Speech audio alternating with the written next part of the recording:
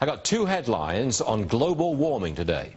One, a new report from the National Snow and Ice Data Center says the polar ice caps have increased by more than 1 million square miles in the past 2 years.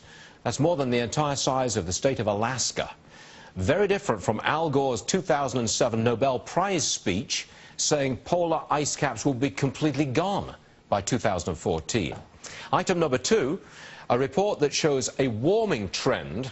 The warming trends have been stagnant. There hasn't been any warming planet-wide for 19 years.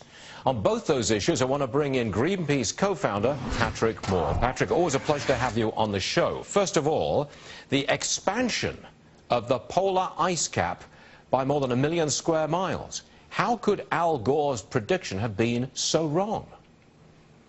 Because it was pure sensationalism in the first place. We've only been measuring the extent of the Arctic and Antarctic sea ice since 1979 by satellite. Somehow Amundsen got through the Northwest Passage in 1906 with an 8-horsepower motor on a small boat. So we don't really know what was going on before 1979.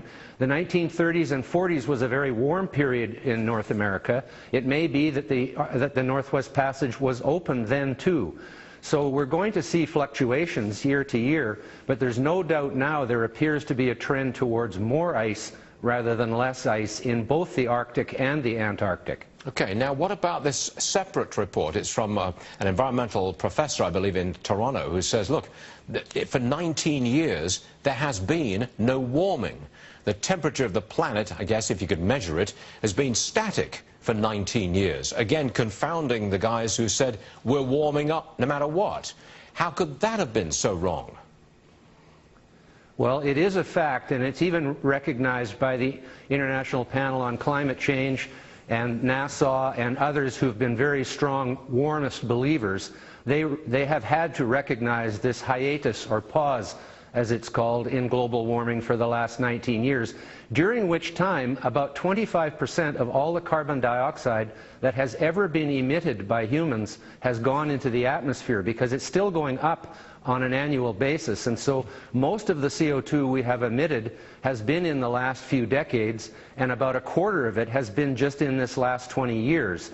So there's very hard to reconcile that no warming, even though there's increasing CO2 levels going into the atmosphere. It brings into question whether or not carbon dioxide is in fact a major factor, or even a factor at all, in the slight amount of warming that has occurred since 1750, when the Little Ice Age came to an end.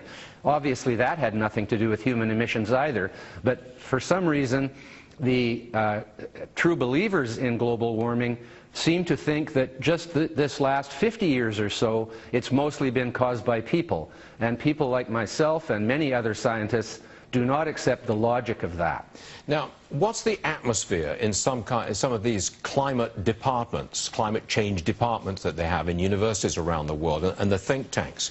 Because the conventional wisdom that they created, that the Earth is warming and humans are to blame, that is now being contradicted to some degree by the evidence available to all. So what's the thinking, what's the atmosphere within these departments when you've got this critical debate that's flowing on around the world?